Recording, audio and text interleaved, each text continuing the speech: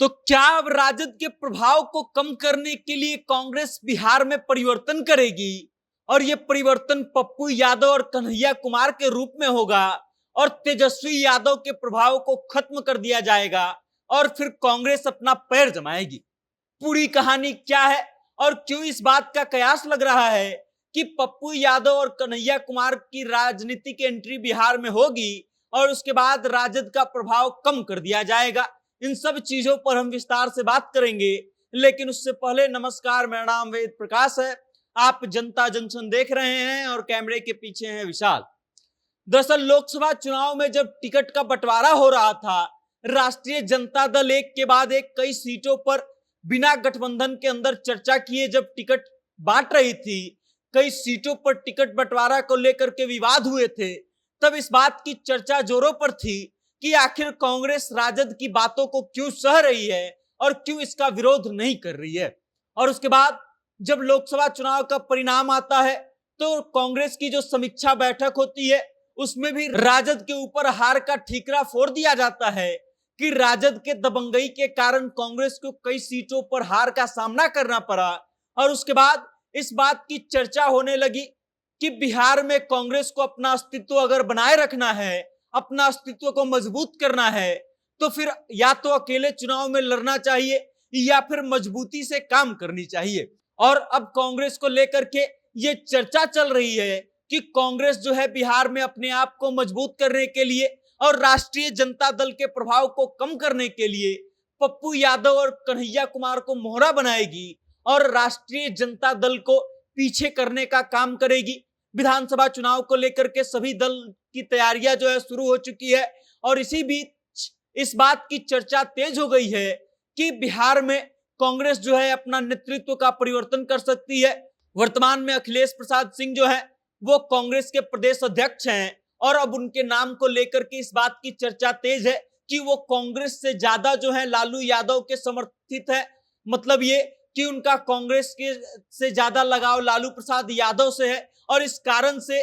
कांग्रेस का अस्तित्व जो है बिहार में बन नहीं पा रहा है। और इसी बात के कारण अब इस बात की चर्चा तेज चल रही है कि पप्पू यादव को या तो कमान सौंपा जा सकता है या फिर कन्हैया कुमार की बिहार की राजनीतिक एंट्री हो सकती है और कांग्रेस जो है अपना जिम्मेदारी कन्हैया कुमार पे सौंप सकती है।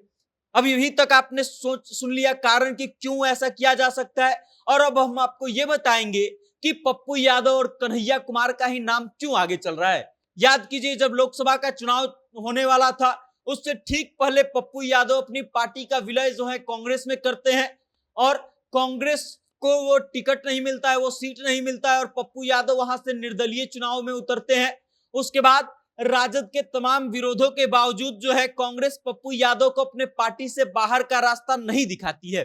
कांग्रेस ये दलील देती है कि पप्पू यादव ने भले ही अपने पार्टी का विलय हमारे पार्टी में किया हो, लेकिन कांग्रेस की सदस्यता को उन्होंने ग्रहण नहीं किया है और इस कारण से उनको पार्टी से नहीं निकाला जा सकता है।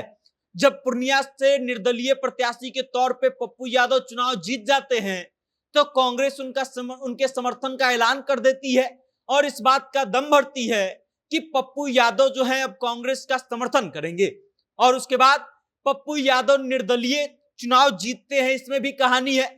तेजस्वी यादव लगातार वहां पर जाकर के मोर्चा संभाले हुए थे। राष्ट्रीय जनता दल मजबूती से चुनाव लड़ती है, लेकिन अंजाम यह होता है कि राष्ट्रीय जनता दल के प्रत्याशी की जमानत तक जब्त हो जाती है और पूर्णिया की जो लड़ाई होती है वो पप्पू यादव बनाम एनडीए की रह जाती है और इस कारण से पप्पू यादव का वर्चस्व है बढ़ जाता है। उसके बाद आता है रुपौली विधानसभा उपचुनाव का समय। पप्पू यादव कांग्रेस के बड़े नेताओं से संपर्क करते हैं और उसके बाद ऊपरी मन से वो रुपौली विधानसभा उपचुनाव के लिए बीमा भारती को अपना समर्थन देते हैं, लेकिन फील्ड पर एक भी दिन नहीं जाते हैं। लोगों से वोट की अपील मात्र सोशल मीडिया के माध्यम से करते हैं, मैदान पर नहीं उतरते हैं। और खबरें ये चलती है कि शंकर सिंह को अपना अंदरूनी समर्थन जो है पप्पू यादव देते हैं और उसके बाद बीमा भारती वहां से चुनाव हार जाती हैं। निर्दलीय प्रत्याशी शंकर सिंह चुनाव जीत जाते हैं और इस कारण से पप्पू यादव का राजनीतिक दबदबा जो है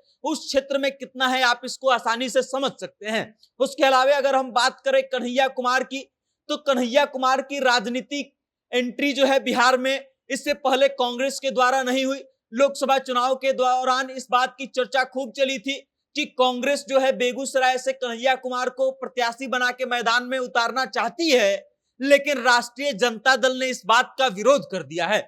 और उसके बाद कन्हैया कुमार को दिल्ली जाना पड़ता है। लेकिन आप इस बात को समझ लीजिए कि कन्हैया कुमार भले ही चुनावी तौर पे अपने आप को सिद्ध नहीं कर पाए हों, लेकिन बिहार में एक पढ़े लिखे नेता के नाम तौर पर उनका नाम लिया जाता है और उनको खूब माना जाता है। और इस कारण से कन्हैया कुमार की अगर राजनीतिक एंट्री बिहार में होती है तो नेता प्रतिपक्ष के रूप में तेजस्वी यादव जितना मुखर होकर के बात कर रहे हैं, ठीक उतना ही कद जो है कन्हैया कुमार का भी हो जाएगा और इस कारण से राष्ट्रीय जनता दल जो है वो शायद बैकफुट पर आ जाएगी। और इसी कारण इस बात की चर्चा खूब चल रही है कि कांग्रेस को अगर अपना अस्तित्व बचाना है तो पप्पू यादव को या फिर कन्हैया कुमार को बिहार की राजनीति में अपनी कमान सौंपनी होगी और फिर कांग्रेस का रिवाइवल जो है वो हो सकता है। बाकी इस खबर को लेकर के आप क्या सोचते हैं? पप्पू यादव और कन्हैया कुमार के बारे में आपकी क्या राय है और आपको क्या लगता है कि कांग्रेस के द्वारा जो ये मंथन चल रहा है कि पप्पू यादव या फिर कन्हैया कुमार को प्रदेश का कमान सौंपा जाए,